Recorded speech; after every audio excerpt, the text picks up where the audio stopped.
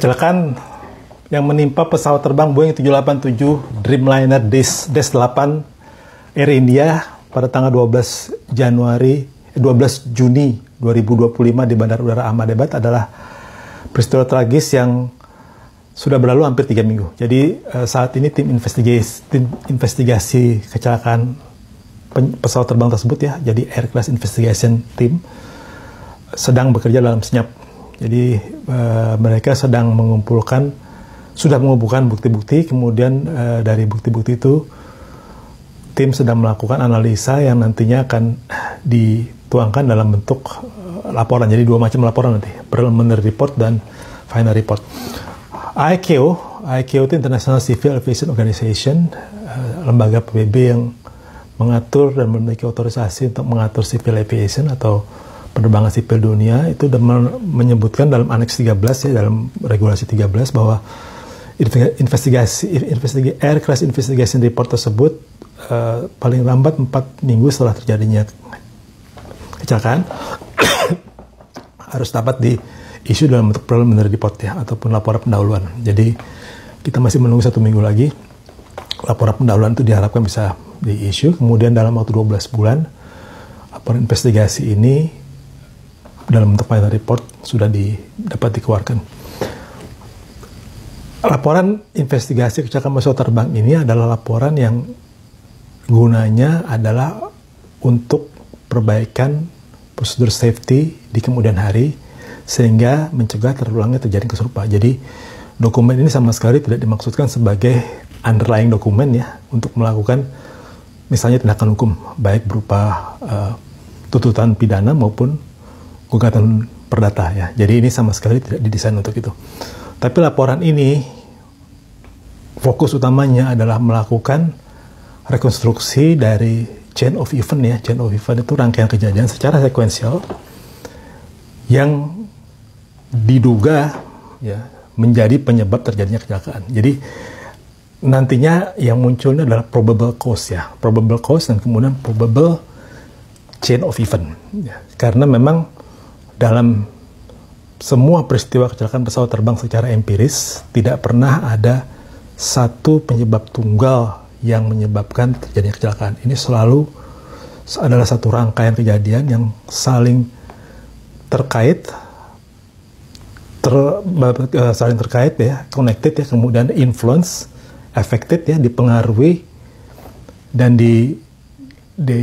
terdampak dari peristiwa ataupun kejadian sebelumnya. Jadi yang nanti akan dihasilkan adalah satu rekonstruksi kejadian yang dari situ kemudian investigator bisa memberikan rekomendasi perbaikan prosedur safety yang nantinya mencangkup bukan hanya operator dalam hal ini pilot dan perusahaan penerbangan ya, tapi seluruh line of process yang membuat pesawat itu bisa terbang ya. Jadi kita kalau ingat bahwa airline dan pilot itu ada di ujung yang mengoperasikan pesawat itu bisa terbang. Tapi sebelum itu ada yang namanya line maintenance. Line maintenance ini yang setiap pagi melakukan proses pengecekan akhir kelayakan terbang, kesiapan terbang sebelum pesawat dirilis untuk take off. Sebelum itu ada yang namanya regular maintenance ya. Berbagai macam maintenance yang disyaratkan oleh otoritas maupun oleh pabrik pesawat terbang. Sebelum itu ada pabrik pesawat terbangnya. Nah jadi rekomendasi itu nanti bisa mencakup semua pihak yang terkait dalam rangkaian proses ini. Bagaimana investigasi itu dilakukan? Investigasi itu dilakukan dengan yang pertama-tama dengan mengumpulkan bukti hard evidence ya, bukti-bukti keras atau hard evidence yang berupa wreckage ya. Wreckage itu reruntuhan dari pesawat terbang yang mengalami kecelakaan tersebut ya. Dalam hal ini pesawat Air India ini, semua reruntuhannya diambil, terutama yang terkait dengan investigasi dari engine-nya, dari flight control-nya, kemudian sisa-sisa fuselage ya, mungkin ada landing gear,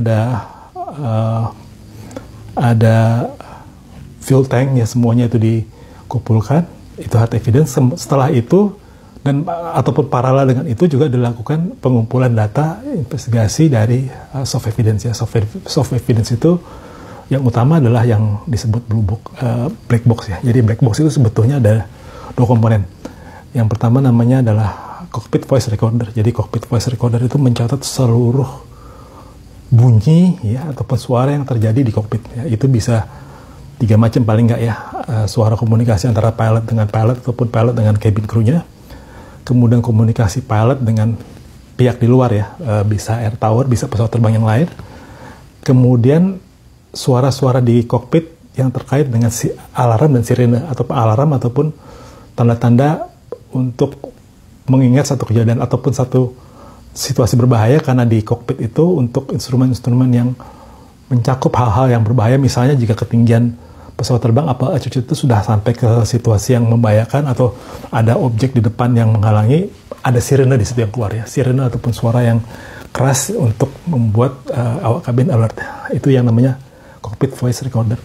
Kemudian ada yang namanya digital flight data recorder. Digital flight data recorder ini adalah catatan elektronik ya, catatan digital yang mencatat semua parameter yang terjadi di semua instrumen yang ada di kokpit yang dipergunakan oleh pilot untuk melakukan ataupun menjalankan pesawat terbangnya selama berada di udara dan sampai di darat ya. Jadi itu yang paling utama, nanti bisa dilihat di situ engine thrust misalnya ya, kemudian engine thrust, kemudian altitude ya, ketinggian, kemudian heading ya, arah pesawat terbang, kemudian juga angle of attack. Angle of attack itu sudut pesawat kalau lagi climbing itu seperti ini, atau nanti kalau desain begini ya. Nah itu semua ada di catatannya di dalam secara digital, ada di dalam flight data, digital flight data recorder. Nah, yang dilakukan oleh investigator kemudian dengan mempergunakan 2 data tersebut ya, hard evidence dan soft evidence. Soft evidence masih ditambah lagi dengan data-data yang didapat dari pengamatan di luar ya, misalnya dari saksi-saksi yang kemarin ini ada video yang dibuat, kemudian mungkin nanti ada saksi yang mendengar suara-suara yang khas tertentu, ya itu semua dicatat. Yang dilakukan oleh investigator dalam melakukan penyelidikan ini adalah yang namanya triangulasi dan eliminasi. Jadi triangulasi itu semua bukti dikumpulkan ya. Misalnya ada suspek yang sekarang ada teori yang berkembang luas di media ya, tapi ini tentu bukan teori yang dipakai, belum tentu teori yang dipakai oleh tim, karena tim tidak pernah menyampaikan apapun mengenai hasil investigasi. Adalah penyebab kecelakaan adalah terjadinya engine failure, dual engine, dua-duanya ya. Nah, kalau emang itu yang diyakini terjadi, tim investigator akan fokus pada wreckage ya, wreckage dari engine-nya, karena dari situ kan bisa dilihat pada posisi akhir itu apakah engine pesawat terbang itu sampai saat terakhir itu sudah berputar dengan kecepatan full, artinya memang tidak ada loss of power, atau tidak berputar ataupun tidak sampai di full power sehingga mungkin terjadi loss of power. Nah, kemudian dari situ yang namanya tadi cockpit voice recorder dan flight data recorder dicocokkan instrumen data-datanya semuanya jadi satu. Nah, setelah itu namanya triangulasi, setelah itu eliminasi. Kemudian dilakukan beberapa senario what if jika ada satu bukti yang tidak sesuai atau konsisten, biasanya dikeluarkan. Jadi itu namanya eliminasi. Dengan cara itu nanti pada akhirnya untuk satu kejadian yang event yang occur yang terjadi pada pesawat terbang itu jatuh, dia akan ditarik ke belakang rangkaian kejadian apa yang secara sekuensial diduga menjadi penyebab terjadinya kecelakaan. Jadi itulah kira-kira nanti flow of process ataupun yang itu flow of process yang biasa dilakukan oleh tim investigasi. Nah, dalam exercise ini tim akan bekerja dengan semua expert terkait bidangnya. Jadi bukan hanya yang secara faktual terkait ya, tapi juga mungkin yang secara keilmuannya ya, yang diperlukan ya, dari engine maker, dari mechanical engineer yang mendesain engine tersebut, sehingga nantinya report ini harusnya sudah mencakup semua pendapat, baik langsung maupun tidak langsung, yang bisa disebut sebagai expert opinion terhadap terjadinya kecelakaan. Nah, kemudian sering ada pertanyaan, apakah kemudian laporan investigasi ini bisa dipergunakan untuk keperluan tadi disebut ya, misalnya untuk gugatan hukum atau tuntutan hukum ya, tuntutan hukum secara pidana atau gugatan hukum ke IQ sebenarnya sudah menyebutkan dalam Annex 13 tersebut bahwa the sole objective of the investigation of air accident shall be prevention of accident and incident, shall be for the purpose of prevention of accident and incident, and not for the purpose for blaming or put a finger to some party for the liabilities. Jadi jelas disebutkan di sini ya. Namun dalam prakteknya memang di beberapa negara, terutama yang menganut civil law ya, termasuk di Indonesia ya, laporan ini seringkali juga bisa berkembang sampai ke sana, bisa dijadikan dasar penuntutan untuk perkara kriminal maupun gugatan perdata untuk misalnya product liabilities atau negligence of crew ya, seperti itu. Nah, tapi itu adalah praktek-praktek yang sebetulnya tidak diatur secara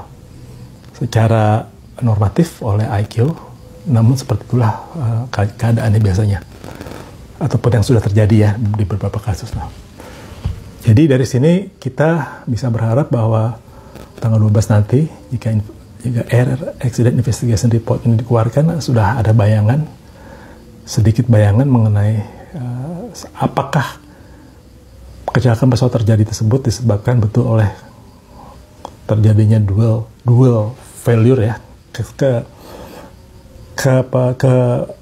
Dual failure itu artinya kegagalan beroperasi dari dua engine sekaligus atau sebab lain, dan kalaupun itu terjadi penyebabnya apa ya, karena memang di laporan ini nanti sistematika berpikirnya seperti itu.